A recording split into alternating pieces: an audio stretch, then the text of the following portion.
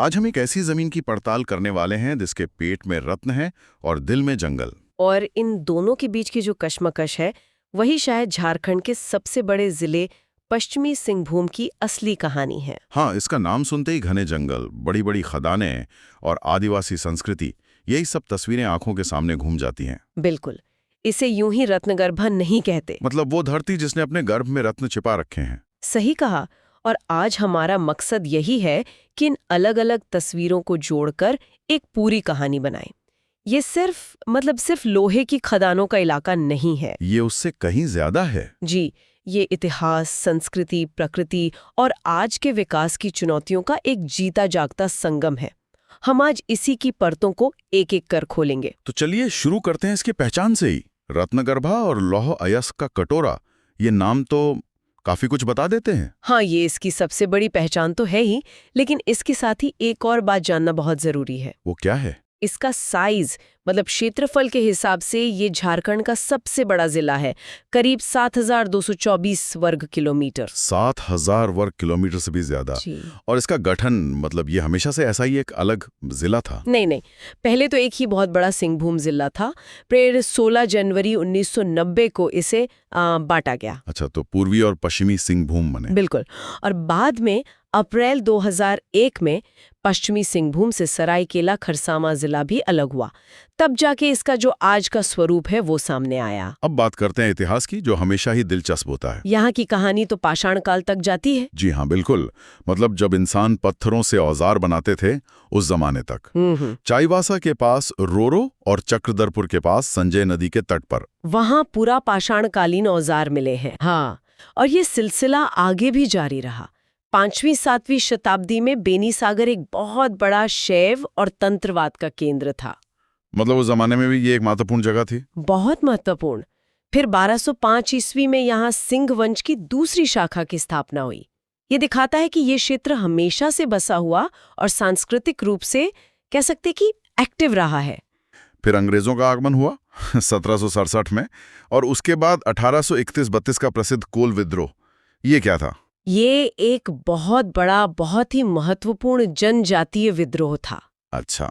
हो, मुंडा, उरांव जैसी जनजातियों ने बाहरी शोषकों, जिन्हें वे दिकू कहते थे, और अंग्रेजों के खिलाफ मिलकर ये लड़ाई लड़ी थी। दिकू मतलब?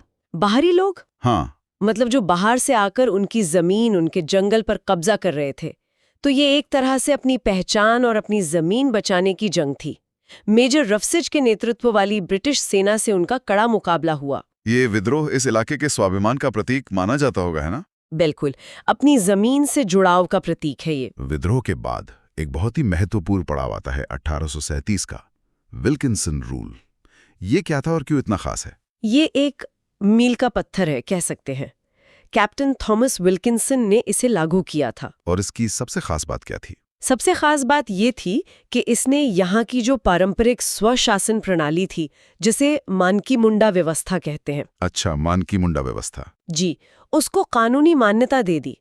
मतलब अंग्रेजों ने भी ये माना कि यहाँ के लोग अपने सामाजिक और दीवानी विवाद अपने तरीके से ही सुलझा सकते हैं। तो एक तरह से इस क्षेत्र को उनके सामान्य कानूनों से मुक्त रखा गया। बिल्कुल, ये बहुत बड़ी बात थी उस समय के हिसाब से। और इसी दौर में स्वतंत्रता की लड़ाई भी तो तेज हो रही थी। हाँ, 1857 में पोटाहाट के राजा अर्जुन सिंह ने यहाँ विद्रोहियों का नेतृत्व किया, और महान क्रांतिकारी भगवान बिरसा मुंडा, उनका भी तो यहाँ से नाता रहा है। जी हाँ, उन्होंने अपनी शुरुआती पढ़ाई चाईबासा के GEL चर्च मिशन स्कूल में ही की थी।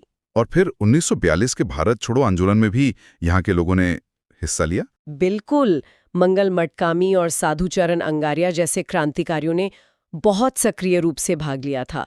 ये जिला हमेशा से संघर्ष और स्वाभिमान की धरती रहा है, इसमें कोई शक नहीं। अब जरा यहाँ के भूगोल पर नजर डालते हैं। 7,224 वर्ग किलोमीटर का विशाल क्षेत्रफल, औसत ऊंचाई आपने बताई थी 244 मीटर। जी। यहाँ की प्रमुख नदियां कौन सी हैं जो इस इलाके की जीवन रेखा हैं? दक्षिण कोयल और उसकी जो सहायक नदियां हैं, जैसे कारो, संजय, ये सब यहाँ की जीवन रेखा है।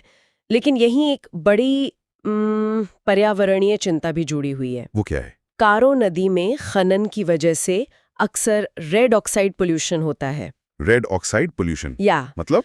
आसान भाषा में कहें तो खनन से जो लौह अयस्क के कण निकलते हैं, वो पानी में घुलकर उसे पूरा लाल कर देते हैं। पूरा लाल? हाँ, मतलब नदी का पानी नहीं लगता। ये एक बहुत गंभीर समस्या है। और यहाँ एशिया का सबसे बड़ा और घना साल का जंगल भी है, सारंडा। जी, सारंडा। इसका मतलब है 700 पहाड़ियों की भूमि। 700 पहाड़ियों की भूमि, वाह! ये लगभग 820 वर्ग किलोमीटर में फैला है। और ये सिर्फ एक जंगल नहीं, बल्कि एक पूरा इकोसिस्टम है। और यहाँ खास तौर पर कौन से जानवर मिलते हैं? ये हाथियों का एक बहुत जरूरी कॉरिडोर है। साथ ही तेंदुए, बाइसन और यहाँ तक कि उड़ने वाली छिपकली जैसे सरीसृप भी मिलते हैं। लेकिन यही इस क्षेत्र का सबसे बड़ा द्वंद्व भी है ना? बिल्कुल। कैसा द्वंद्व? एक तरफ समृद्ध लौह अयस्क का भंडार और दूसरी तरफ पर्यावरण संरक्षण का संघर्ष। मतलब जंगल के नीचे बेशकीमती खनिज है और ऊपर अनमोल जैव विविधता। दोनों के बीच संतुलन बनाना ही सबसे बड़ी चुनौती है। अब बात करते हैं यहाँ के लोगों की। 2011 की जनगणना के अनुसार कुल जनसंख्या लगभग 15 लाख है। जी, और यहाँ की कुछ बातें बहुत खास हैं।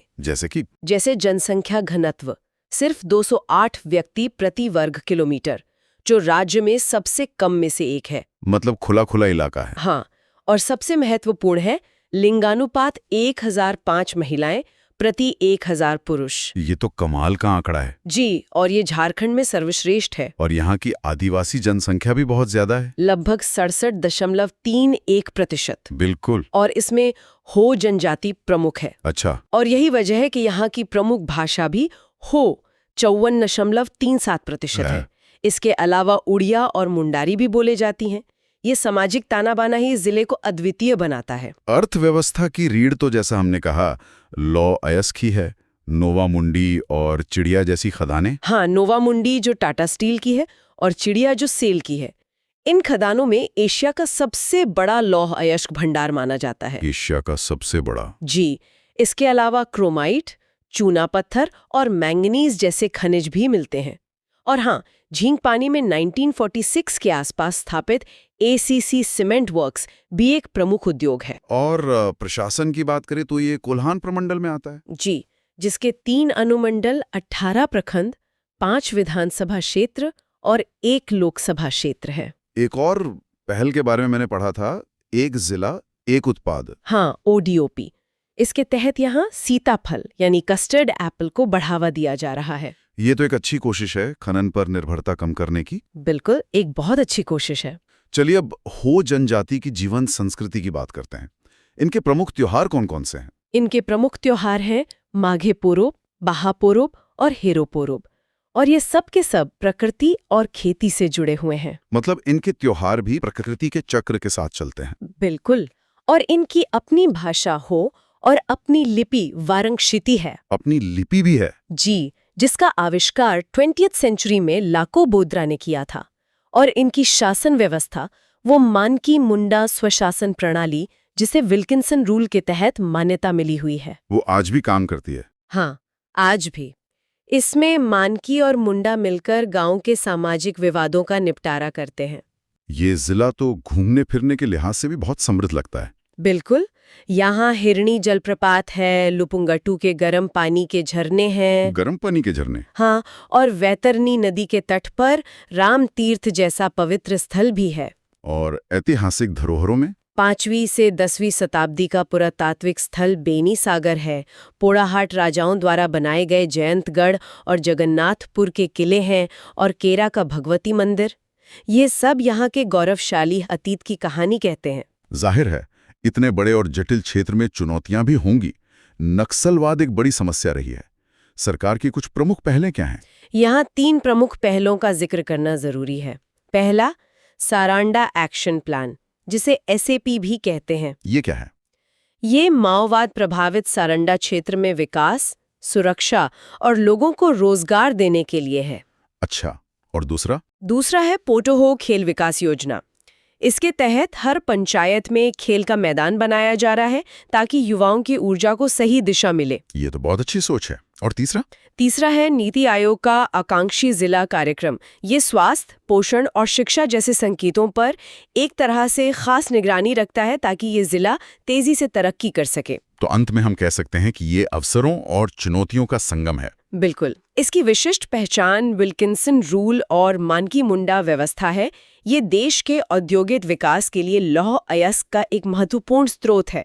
लेकिन गरीबी, कुपोषण और नक्सलवाद जैसी ऐतिहासिक समस्याएं भी हैं। जी वही। तो पश्चिमी सिंहभूम की ये गाथा हमें एक ऐसे क्षेत्र की तस्वीर दिखाती है जो प्राकृतिक संपदा से भरपूर है, जिसका इतिहास गौरवशाली है और जिसकी संस्कृति अद्वितीय है। और भविष्य की दृष्टि इसी बात पर निर्भर करती है कि खनिज संपदा के सतत उपयोग और मानव विकास, इन दोनों के बीच संतुलन कैसे बनाया जाए।